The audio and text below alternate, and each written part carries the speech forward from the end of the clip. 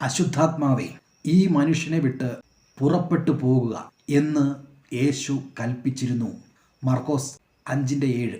ബാധ മാറി താൻ സ്വസ്ഥയായി എന്ന് അവൾ ശരീരത്തിൽ അറിഞ്ഞു. സമാധാനത്തോടെ പോയി ബാധ ഒഴിഞ്ഞ് സ്വസ്ഥമായിരിക്കുക എന്ന് പറഞ്ഞു. ഭൂതഗ്രസ്തനായ ആ മനുഷ്യനിൽ നിന്നും അസംഖ്യം ബാധകൾ പുറത്തേക്ക് പോയി എന്ന് ദൈവത്തിൻ്റെ വചനം വ്യക്തമാക്കുന്നു.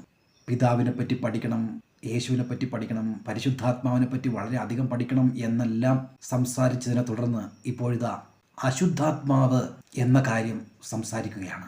ഈ കാലത്തും പ്രസക്തമാണോ എന്ന് ചിന്തിക്കുന്നവരോട് ദൈവത്തിൻ്റെ വചനം മാറ്റമില്ലാത്ത വചനം. ഈ സത്യസുവിശേഷത്തിൽ കർത്താവായ യേശുക്രിസ്തു പറയുകയാണ്, ഈ മനുഷ്യനെ വിട്ടുപോകുക അശുദ്ധാത്മാവേ എന്ന്. യേശുവിൻ്റെ വാക്ക് കേട്ട ബാധ ഒഴിഞ്ഞു പോകുന്നു. രക്തസ്രാവക്കാരിയായ സ്ത്രീയിൽ നിന്നും അവൾ വിശ്വാസത്തോടെ യേശുക്രിസ്തുവിൻ്റെ വസ്ത്രത്തിൻ്റെ തൊങ്ങൽ തൊട്ടപ്പോൾ ബാധ ഒഴിഞ്ഞു പോയി എന്ന് പരിശുദ്ധാത്മാവ് വചനത്തിൽ രേഖപ്പെടുത്തിയിരിക്കുന്നു. കർത്താവ് തന്നെ പറയുകയാണ് അവളോട്, ബാധ ഒഴിഞ്ഞ് സ്വസ്ഥമായി ഇരിക്കുക. എൻ്റെ ജീവിതത്തിൽ കർത്താവായ യേശുക്രിസ്തുവിനെ അറിഞ്ഞ് വചനമൊക്കെ വായിച്ച് ഞാൻ വിശ്വാസ ജീവിതത്തിലേക്ക് വന്ന ആദ്യ കാലഘട്ടത്തിൽ ഒരു ദിവസം എൻ്റെ ശരീരത്തിൽ നിന്നും വെളുത്ത പുക പോലെയുള്ള എന്തോ ഒന്ന് പോകുന്നത് പോലെ എനിക്ക് തോന്നി.